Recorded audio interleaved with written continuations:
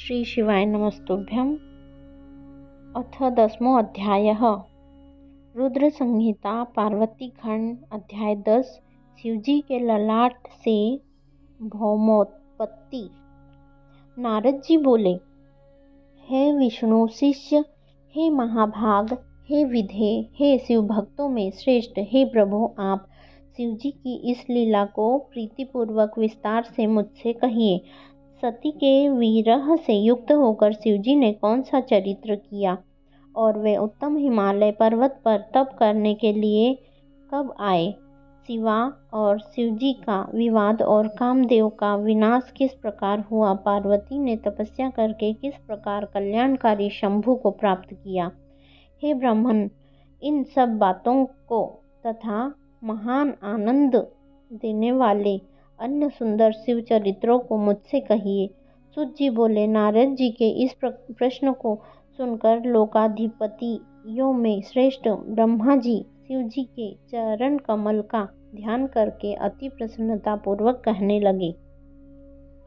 ब्रह्मा जी बोले, हे देवर्षे, हे शैववर्य, मंगल करने वाले, उत्तम भक्ति को बढ़ाने वाले पावन शिव चरित्र को आदर पूर्वक सुनिए।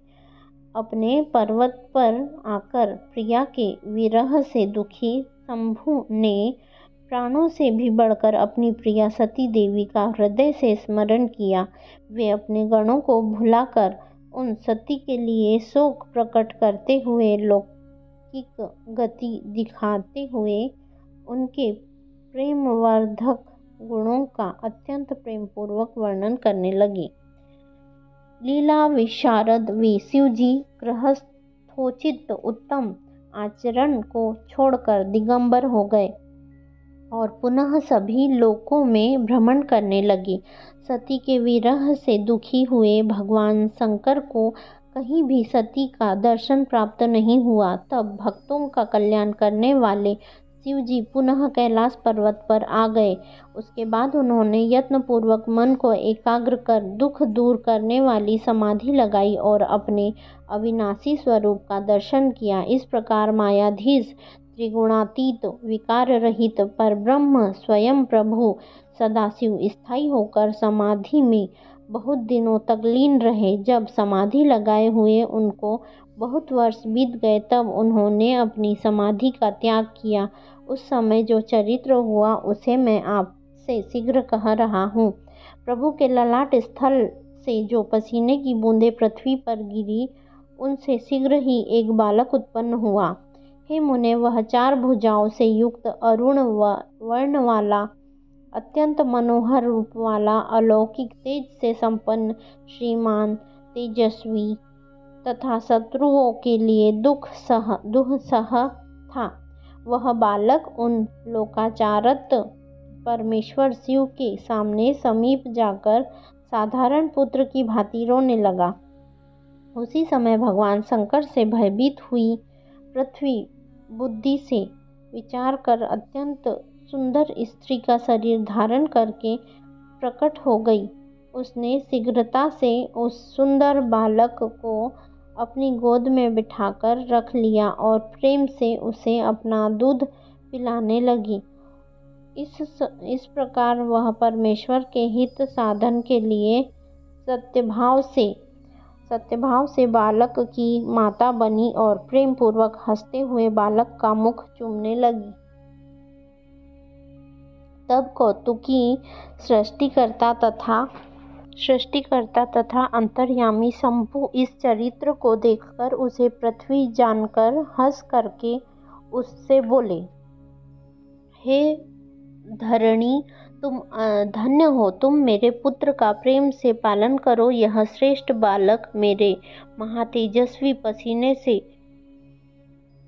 तुम में उत्पन्न हुआ है।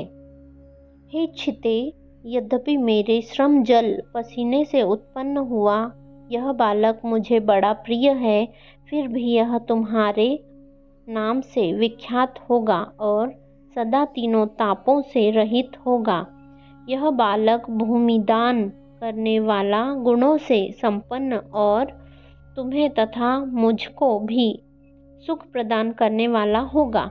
अतः तुम इसे रुचि के अनुसार ग्रहण करो।